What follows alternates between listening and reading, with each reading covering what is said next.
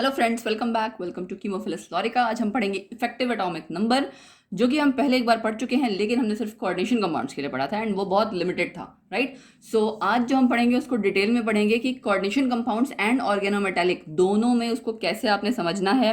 याद है last lecture में मैं अगेन लिंक अटैच कर दूंगी, मैंने आपको बताया था जितने इलेक्ट्रॉन डोनर हैं, हैप्टिसिटी एंड ऑल, ये आपको हेल्प करेगा ये समझने में कि आपका अगला टॉपिक में जो क्वेश्चन आता है वो कैसे सॉल्व करना है।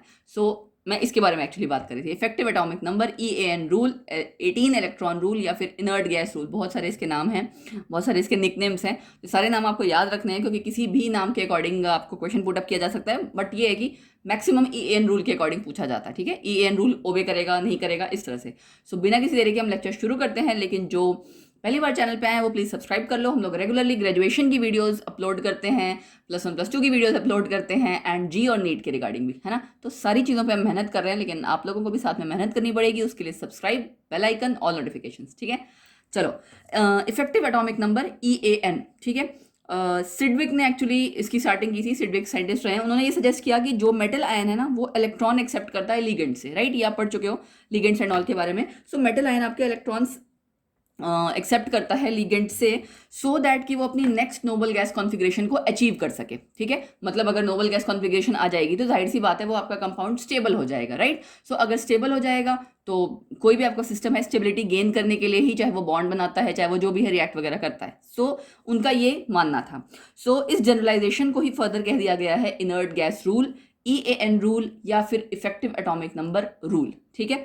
सो इसमें करना क्या है आपको, या मतलब समझना क्या है बेसिकली, कि टोटल नंबर ऑफ इलेक्ट्रॉन जो कि आपके सेंट्रल मेटल एटम पे प्रेजेंट है, उस आयन पे प्रेजेंट होंगे, एंड जो इलेक्ट्रॉन वो मेटल आयन गेन कर रहा है लिगेंड से, उन सब का मिला के जो सम है, that is actually effective atomic number of that central metal atom, या जो आपका आयन है, ठीक है। उस कॉम्प्लेक्स में जो मेटल है, एटम है, उसमें उसके खुद के कितने इलेक्ट्रॉन्स हैं एंड कितने इलेक्ट्रॉन्स वो लिगेंड से गेन कर ले रहा है, इन दोनों का मिला के जो सम होगा that will make the value effective atomic number उस मेटल की उस कॉम्प्लेक्स में, ठीक है। तो आपको हर जगह कैलकुलेट यही करना है, EAN कैलकुलेट करना है, ठीक है। कहीं भी कैसा मर्जी आपको कंपाउंड आएगा, चाहे आपका कोऑर्डिनेशन कंपाउंड है, ऑर्गेनोमेटालिक है, या ऑर्गेनोमेटालिक में भी आपकी ऑर्गेनिक लीगेंड्स हैं, कई जगह आपके सिंपल लीगेंड्स हैं, तो कैसा मर्जी होगा, आपको सिर्फ ये पता होना चाहिए कि वो लीगेंड कितने इलेक्ट्रॉन डोनेट करता है, सेंट्रल मेटल एटम पे कितनी ऑक्सीडेशन स्टेट है, उसका एटॉमिक नंबर क्या है, दैट्स इट, ठीक है। जैसे आपने EAN कोऑर्डिनेशन कंपाउंड्स के लिए पढ़ा था ना, वैसे ही यहाँ पे भी रहेगा, ठीक है।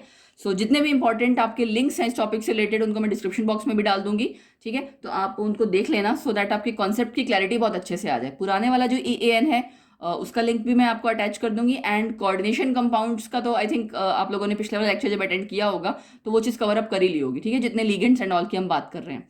सो इस रूल के अकॉर्डिंग जो आपकी नोबल गैसेज हैं उनका एटॉमिक नंबर अगर आपको पता रहेगा तभी आप इजीली कर पाओगे ना। 18 आपका आर्गन के लिए है, देन 36 क्रिप्टॉन के लिए, उसके अगला आता है जीनॉन 54, देन रेडॉन के लिए 86, ठीक है।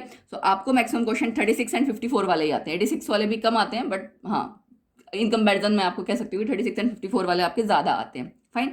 सो कैलकुलेट कैसे करना है, एग्जाम्पल हम एक ले लेते हैं। एग्जाम्पल सबसे पहले मैंने सिंपल वाला लिया है कोऑर्डिनेशन कंपाउंड का, क्योंकि मैं शुरुआत यहीं से करनी है।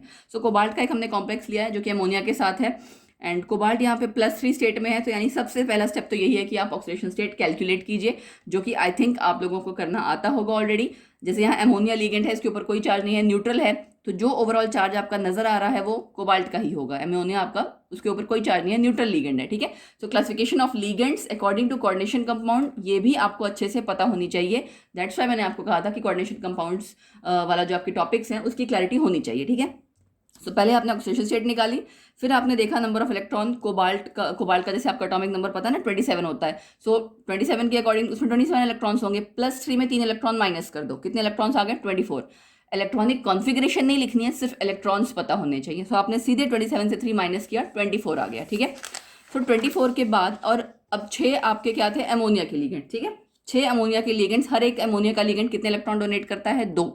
6 × 2 12, ये 2 इलेक्ट्रॉन डोनेट करता है। ये आपने कोऑर्डिनेशन कंपाउंड्स जब पढ़े होंगे वहाँ पे सीखा होगा कि न्यूट्रल लिगेंड है कितने इलेक्ट्रॉन डोनेट करता है। अगर नहीं सीखा है तो अब इसको साथ के साथ समझते जाना कि कौन सा लिगेंड कितने इलेक्ट्रॉन डोनेट कर रहा है, ठीक है।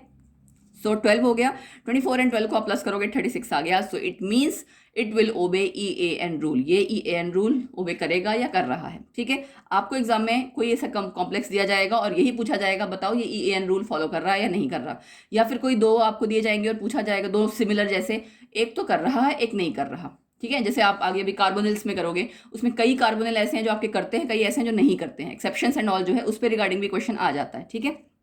दूसरा क्वेश्चन प्लैटिनम का दूसरा यानी कॉम्प्लेक्स। प्लैटिनम का हमने यहाँ कॉम्प्लेक्स लिया है जो आपका मिक्स्ड है, मतलब दो तरह के लिगेंड्स हैं। सो यहाँ पे आपका आपने याद है लिगेंड्स में किया था कि क्या था आपका वर्ड, स्लिप कर रहा है मुझे, ध्यान नहीं आ रहा।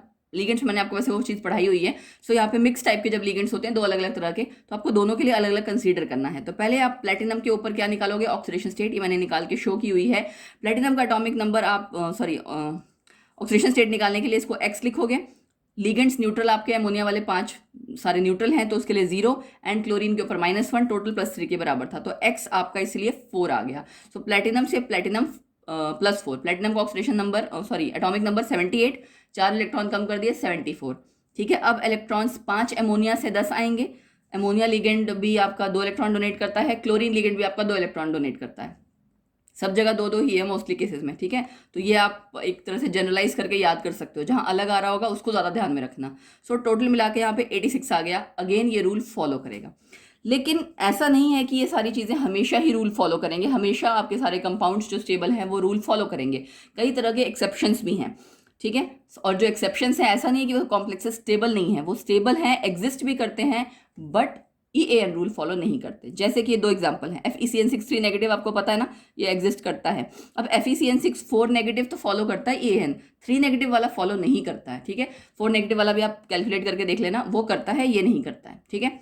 सो क्योंकि आप देख सकते हो ना 35 है, 4 नेगेटिव मतलब कि एक इलेक्ट्रॉन एक्स्ट्रा होगा तो 36 हो जाएगा, तो ऑब्वियसली फॉलो करेगा, ठीक है। और वेनेडियम का आपका जो एक कार्बोनिल कंपाउंड है, कार्बोनिल 6 कार्बोनिल्स के साथ इसके बॉन्ड बने हुए हैं, कॉम्प्लेक्स बना हुआ है, ये भी फॉलो नहीं करता। कैसे, आयरन का 26 एटॉमिक नंबर है, देन आयरन +3 स्टेट में है, ऑक्सीडेशन स्टेट आप कैलकुलेट कर लेना, मैंने यहाँ कैलकुलेट कर दी है, ठीक है।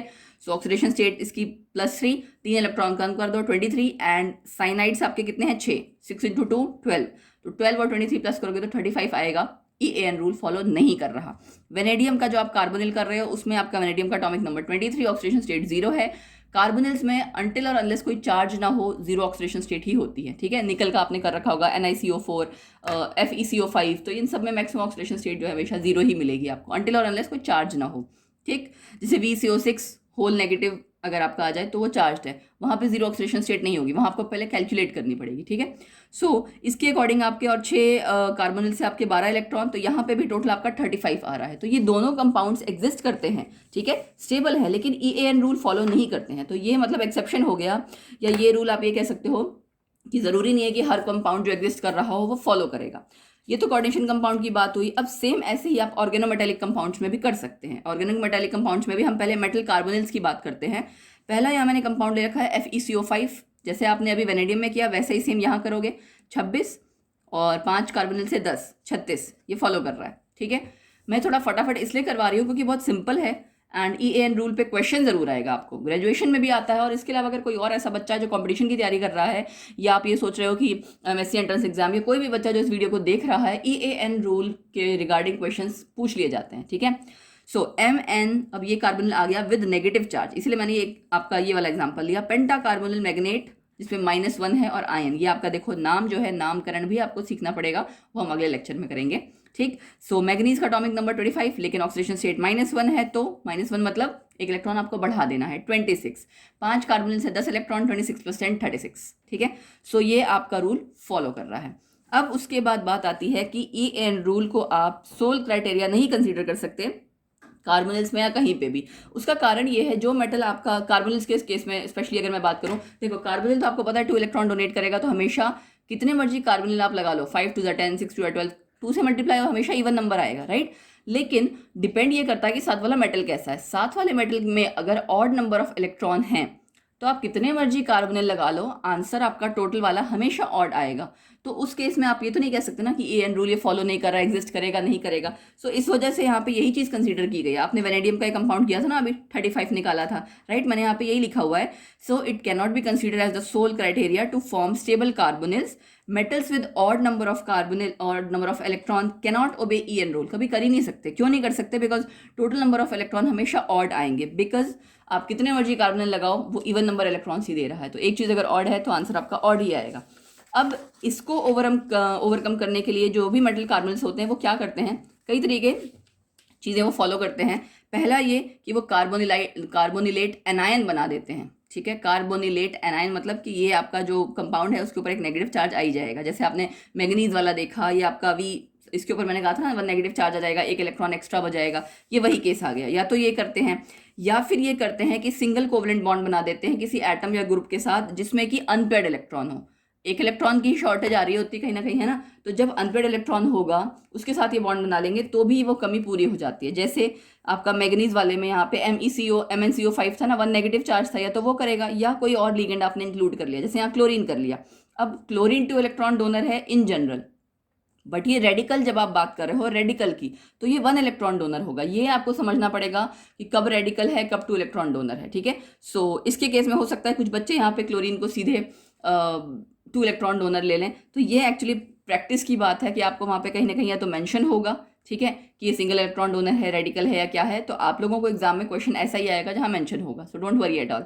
सो इसके अकॉर्डिंग 25 इलेक्ट्रॉन यहाँ से थे, 10 इलेक्ट्रॉन कार्बन से आए, एक आपका क्लोरीन रेडिकल से आ गया, टोटल हो गया 36। तो इसने फॉलो कर लिया, क्या फॉलो कर लिया अपना EAN रूल, ठीक है। दो चीज़ हो गई, कार्बोनिलेट एनायन बना लिया, या फिर आपने रेडिकल के साथ बॉन्ड बना लिया सिंगल कोवलेंट बॉन्ड, या फिर डायमराइज कर जाए। डायमराइज कर जाएंगे तो भी प्रॉब्लम सॉल्व हो जाएगी, राइट।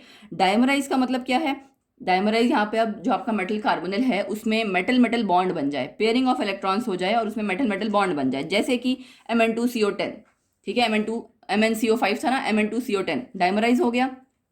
2 मैग्नीज 2 × 25 50 आ गया, 10 कार्बोनिल से 20 इलेक्ट्रॉन और एक मैग्नीज बॉन्ड, एक बॉन्ड का मतलब क्या होता है 2 इलेक्ट्रॉन। तो आपने टोटल वैल्यू निकाली 72 EAN पर एटम, क्योंकि 2 मैग्नीज थे ना, पर एटम निकालने के लिए जितने मैग्नीज हैं, जितना मेटल एटम होगा उससे डिवाइड कर दो, 72 डिवाइड बाई 2 36। तो ये भी आपका फॉलो कर रहा है। तो यानी ये वो क्राइटेरिया है, वो 3 पॉइंट्स हैं जिसकी हेल्प से EAN रूल, अगर कोई आपका जो वहाँ पे ऑड नंबर ऑफ इलेक्ट्रॉन्स है वो फॉलो नहीं कर रहे तो वो इस तरह से अपने आप को रूल फॉलो करवाते हैं। या आप ये कह सकते हो इस तरह से EAN रूल फॉलो करने के लिए, या फिर अब स्टेबलाइज भी होते हैं। वैसे तो स्टेबल देखो वो भी हैं, स्टेबल ये भी हैं, right. So but EAN rule कैसे ये फॉलो कर सकते हैं वो ये तरीका हमने 3 बताया हुआ है। इट डजेंट मीन कि वो वाले आपके स्टेबल नहीं थे, वो भी आपके स्टेबल कॉम्प्लेक्सेस हैं, ठीक। तो हमने ये 2 कर लिए। अब उसके बाद नेक्स्ट EAN रूल जो आपका आता है वो दूसरे तरह के और जो ऑर्गेनोमेटालिक कंपाउंड्स हैं उनके लिए आता है, जो आप ये कह सकते हो ऑर्गेनिक लिगेंड्स जब आ जाएंगे, राइट। ऑर्गेनिक लिगेंड्स जैसे अभी तक तो हमने नहीं किए थे ना, हमने अभी सिंपल लिगेंड्स किए, ठीक है। अब आपको ऑर्गेनिक लिगेंड्स वाला आएगा, कार्बोनिल के साथ साथ दूसरे और लिगेंड्स, जैसे कि ये CH3ReCO5, ठीक है। ये क्या है? रेनियम। अब रेनियम का एटॉमिक नंबर पता होना चाहिए, Rn के नीचे आता है। मैंने तभी कहा पीरियोडिक टेबल का पता होना बहुत ज़रूरी है, आधे से ज़्यादा तो आपकी प्रॉब्लम वहीं सॉल्व हो जाती है, क्योंकि एटॉमिक नंबर जब आपको पता होते हैं तो प्रॉब्लम आपकी वैसे ही सॉल्व हो जाती है, इनऑर्गेनिक केमिस्ट्री में स्पेशली। सो रेनियम 75, 5 कार्बोनिल 10 इलेक्ट्रॉन। अब ये मिथाइल, ये है आपका सिंगल इलेक्ट्रॉन डोनर, ठीक है। इसका मैं आपको भी चार्ट दिखा दूंगी कि आपका एल्काइल्स कितने हैं, जो भी जहाँ कितने इलेक्ट्रॉन डोनर हैं, ठीक है। सो एल्काइल आपने स्टार्टिंग में भी देखा होगा, मोनोहैप्टो था ना, 1 इलेक्ट्रॉन डोनर। सो 86 स्टार्टिंग में, मतलब जो हमने वीडियो की थी इससे पिछले वाली उसमें, ठीक है। एल्काइल ग्रुप हमेशा सिंगल इलेक्ट्रॉन डोनर होता है, ये आप ध्यान रखिएगा। मैंने पिछले लेक्चर में कहा था ना, मोनोहैप्टो डाईहैप्टो कितने इलेक्ट्रॉन डोनर है, ये आपके नेक्स्ट टॉपिक के लिए इंपॉर्टेंट होगा, वो इसी के बारे में मैं बात कर रही थी। सो यहाँ टोटल आ गया 86। नेक्स्ट में MnCO5C2H4, मैग्नीज 25, लेकिन यहाँ पे मैग्नीज का लिगेंड का आपको उसका ऑक्सीडेशन स्टेट निकालना पड़ेगा। अब ऑक्सीडेशन स्टेट कैसे निकलेगा भाई, ये ऊपर +1 चार्ज दे रखा है, बाकी तो सब कुछ न्यूट्रल ही है, तो ये +1 डायरेक्टली मैग्नीज का ही था, 24 हो गया। 5 कार्बोनिल से 10 इलेक्ट्रॉन आ गए। C2H4 आपका क्या है? एल्कीन है। तो एल्कीन या एल्काइंस कभी भी आ जाते हैं, वो 2 इलेक्ट्रॉन डोनर होते हैं, ठीक है। सो आपने प्लस करके 36 निकाल लिया। अगला ऐसे ही आयरन का कार्बोनिल C4H6। अब कार्बोनिल तो आपको पता है 6 इलेक्ट्रॉन देगा, आयरन का एटॉमिक नंबर भी आपको पता है C4H6, 4 वाला, ठीक है। ये 4 वाला आपका, अब अगर आप देख सकते हो C4H6 ये डाईइन है, ठीक है, डाईइन एंड यस ये डाईइन हो गया 4 इलेक्ट्रॉन डोनर, ठीक है। सो C4H6 डाईइन 4 इलेक्ट्रॉन डोनर, इसके हिसाब से आपने कैलकुलेट कर लिया। देन आपका आया कार्बोनिल पाई C5H5 CO ट्वाइस। अब ये देखो पाई का मतलब क्या है, यहाँ उसने मेंशन कर दिया है कि सिग्मा बॉन्ड नहीं बना रहा है, पाई बॉन्ड बना रहा है, मतलब 5 इलेक्ट्रॉन डोनर की तरह बिहेव कर रहा है ये। इसीलिए कोबाल्ट का पहले एटॉमिक नंबर 27 लिया, पाई C5H5 से 5 लिखा। अगर सिग्मा लिखा होता तो आप 1 लिखते, सिंगल बॉन्ड वो आपका बना रहा होता, राइट। उसके बाद अगला आपका आ जाएगा 2 कार्बोनिल, 4 टोटल करके 36 आ गया, ठीक। सो इसीलिए आपको पाई सिग्मा के बारे में मैंने बताया था लास्ट टाइम में कि कितने इलेक्ट्रॉन डोनर है, उससे पता लगता है। अब ये रहा आपका चार्ट कि आपका जो लिगेंड है वो कितने इलेक्ट्रॉन्स डोनेट कर रहा है। जब भी आपका ये सिग्मा एलाइल, ठीक है, सिग्मा वाला पार्ट आ गया ना, सिग्मा एलाइल, सिग्मा C5H5, जब भी ये आएगा 1 इलेक्ट्रॉन डोनर। ये रेडिकल्स जो हैं, ठीक है, एल्काइल पार्ट्स के जो रेडिकल्स हैं वो भी 1 इलेक्ट्रॉन डोनर, ठीक। फिर अगर ये नेगेटिव चार्ज के साथ आ रहे हैं तब ये सब 2 इलेक्ट्रॉन डोनर हो जाएंगे। रेडिकल में single electron donor, negative charge के साथ 2 इलेक्ट्रॉन डोनर। बाकी आपने एल्कीन पढ़ रखा है 2 इलेक्ट्रॉन डोनर, ठीक है। अब ये आपका allyl part along with the negative charge है। यहाँ पे एलाइल सिग्मा एलाइल था, यहाँ पे एलाइल नेगेटिव चार्ज के साथ है। सेम वही चीज़ है कि आपका H सिंगल इलेक्ट्रॉन दिखा रहा था, यानी कि रेडिकल था ये, और यहाँ H नेगेटिव, 2 इलेक्ट्रॉन में कन्वर्ट हो गया, 2 इलेक्ट्रॉन डोनर में। ऐसे ही यहाँ पे एलाइल के केस में भी है, ठीक है। फिर उसके बाद अगला क्या है, पाई एलाइल। पाई एलाइल आपको पता है वो तीनों पे डीलोकलाइज हो जाता था ना, 3 इलेक्ट्रॉन डोनर। ब्यूटाडाइइन या साइक्लोब्यूटाडाइइन 4 इलेक्ट्रॉन डोनर। जो आपने पिछले लेक्चर में किए थे एग्जाम्पल्स वही सब रिपीट हो रहे हैं। Pi C5H5 5 electron donor, benzene 6 electron donor, pi C7H7 7 electron donor, pi C8H8 8 electron donor, ठीक है। यहाँ पे जब आपका वो मेंशन करके क्वेश्चन में ना इस तरह से मेंशन ही होता है कि लिगेंड पाई C5H5 लिखा होगा, सिग्मा C5H5 लिखा होगा, उसके बेसिस पे आपको पता लग जाएगा कि आपको कितने इलेक्ट्रॉन डोनर कंसीडर करना है। So this was all about EAN, effective atomic number. और इसको अच्छे से पढ़ लेना। जितनी इसकी इंपॉर्टेंट वीडियोस जो इसके रिगार्डिंग कनेक्टिंग वीडियोस हैं उनका डिस्क्रिप्शन में मैं लिंक दे दूंगी, सो दैट जो बच्चे इसको फर्स्ट टाइम पढ़ रहे हैं, जिनको कोई क्लैरिटी नहीं है टॉपिक की, सो इसका जो बेस है उन सारी वीडियोस को भी आप कवर अप कर लेना, क्योंकि ये आपको तभी समझ में आएगा जब आपको बेसिक पता हो, लिगेंड्स के बारे में पता हो। लिगेंड्स में हर लिगेंड का नाम है, जैसे कितने उसमें इलेक्ट्रॉन डोनर हैं, क्या है, न्यूट्रल है कि पॉजिटिव है, मतलब कैटायनिक लिगेंड है, एनायनिक लिगेंड है, इन सब की क्लैरिटी बहुत ज़रूरी है। सो आई होप आपको कॉन्सेप्ट समझ में आ गया होगा। नहीं समझ में आया तो सेंड मी योर डाउट्स, कहीं भी आप सेंड कर सकते हो, हमारे फेसबुक पेज पे उनको फॉलो कर लो, ठीक है, मैसेज वहाँ कर सकते हो। एंड उसके अलावा आप हमें इंस्टा हैंडल्स पे फॉलो कर सकते हैं, कमेंट सेक्शन में ड्रॉप कर दिया करो आपका जो भी डाउट्स हैं। सो इस तरह से आप हमें कांटेक्ट कर सकते हैं, बट रेगुलरली आपको मेहनत करनी पड़ेगी टू अचीव योर टारगेट, जो भी है आपका MSc एंट्रेंस है या सिर्फ अगर ग्रेजुएशन है तो उसके लिए भी एप्लीकेबल है, ठीक है। सो आई होप आपको टॉपिक्स अच्छे से समझ में आ रहे होंगे। नेक्स्ट लेक्चर में हम मिलेंगे, इसी चैप्टर को कंटिन्यू करेंगे, ग्रेजुएशन की जो सीरीज़ है हमारी, ठीक है। So till then bye bye, take care, God bless you.